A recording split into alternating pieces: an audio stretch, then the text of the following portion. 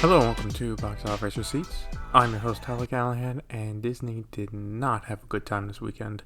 We will get right into that, as well as discuss the hype for No Way Home, film delays, and new trailers.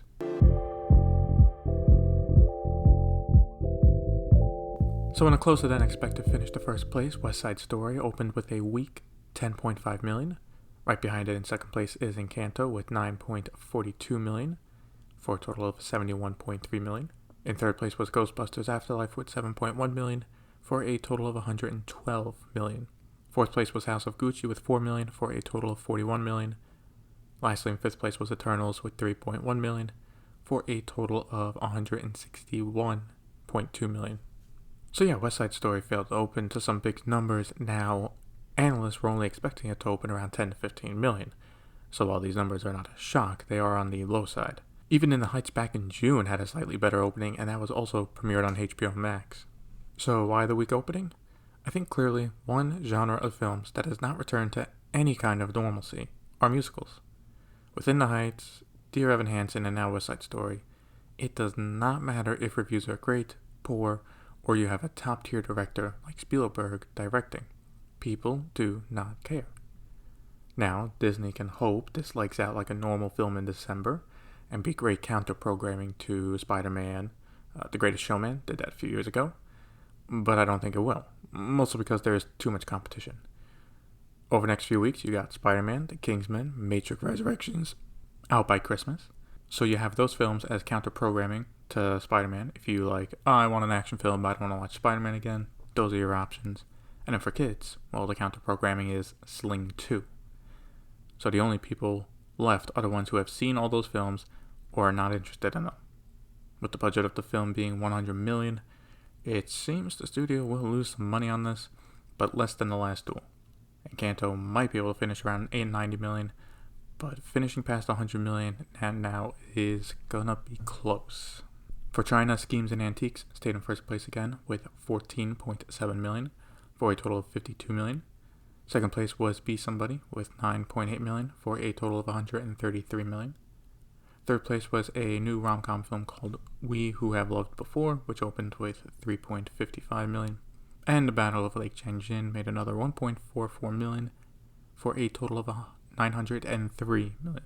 No updates on Hollywood films in China, but just how the country approved the first South Korean film in years. The government has now approved an Indian film for release, the first in 2 years. Called Chichishore. It is set to be released on January 7th. Now, while this is good news, China is opening up its film approvals a bit more. This does not mean people will go out to see them or theaters will play them. The Korean film that got approved, Oh My Gran, has not been shown on a lot of theaters since release and so far has only made $394,000. That's a terrible number. Looking at worldwide numbers, West Side Story did not have a good time with its opening in 37 markets and made only $4.4 million. This brings its worldwide opening weekend to just $15 million. Meanwhile, also for Disney, Encanto made another $13.6 million for a worldwide total of $151.2 million. House of Gucci is getting close to $100 million worldwide, with it now at $93 million. Ghostbusters Afterlife made $6.4 million for a total of $164.7 million. Going to Marvel Studios, it looks like Eternals will be able to pass $400 million, with it now at $395.3 million worldwide.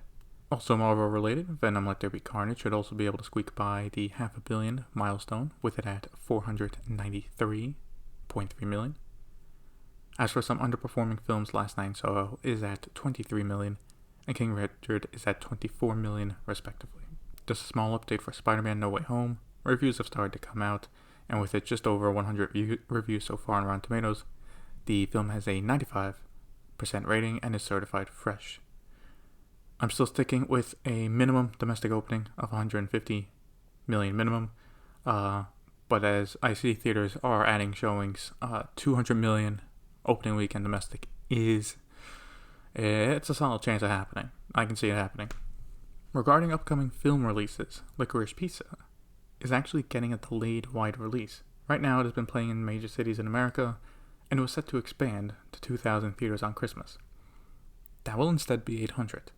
While this may hurt smaller theaters that focus on smaller films, this was probably the best move for United Artists, because if they did the whole wide release at Christmas, it was going to get crushed by everything else. Also, if they are making the play for awards, it doesn't hurt to draw it out a bit, so hopefully come mid-January, when the hype for all the big blockbusters calms down, they can expand further. So in Hollywood, we have a bit of a shuffle for films coming out. I would not say a full-blown delay, but some are worth talking about. First is Sony, which has moved 2 films next year. Bullet Train, which was set to come out April 8th, will now come out July 15th, and Where the Crawdads Sing moves from June 24th to July 22nd. With Bullet Train moving out of April, this allowed Universal to move Ambulance back from February of next year to April 8th. For Universal, this is a good move, as it allows them to not go head-to-head against Uncharted and gets them some breathing room. As for Sony and the Bullet Train movie, it's okay. Yes, it moves into a weekend by itself in July, but the following weekend Black Adam comes out, so I feel that might take some wind out of its sails. Those weren't the only moves made as well, with Universal also pushing back Fast 10 a bit as well. It was set to come out April 2023, but will instead become a summer movie, now coming out May 19th. Right now that puts it at 2 weeks after Guardians of the Galaxy 3, and April was basically empty right now, so I'm not sure why they moved it to May, but who knows. For new films in production, it looks like Kingsman 3 will start production sooner than expected. During an interview for promoting The Kingsman, director Matthew Vaughn said that production will start next September, and not only that, but it would wrap up Eggsy's story. Based on the reviews for The Kingsman coming in, which are not great, it makes sense to try and wrap up some of the character arcs in a third film in case Disney decides to not continue the franchise. I do wonder then, based on this timeline, his current film that he's making, Argyle, should be in post-production by then, so maybe we'll see that film come out by the end of next year. For new trailers this week, we got 2. The biggest one is the first trailer for the next Fantastic Beast film, The Secrets of Grindelwald. It looks good, and Mads Mikkelsen looks good as Grindelwald, but the script really needs to be good after the last film, and I need to see a bit more to have some faith in it. The second trailer is for a smaller film, but a lot more interesting. The Unbearable Weight of Massive Talent, starring Nick Cage and Pedro Pascal. I don't want to spoil the premise of the film. The trailer itself is funny, and both these films come out next April.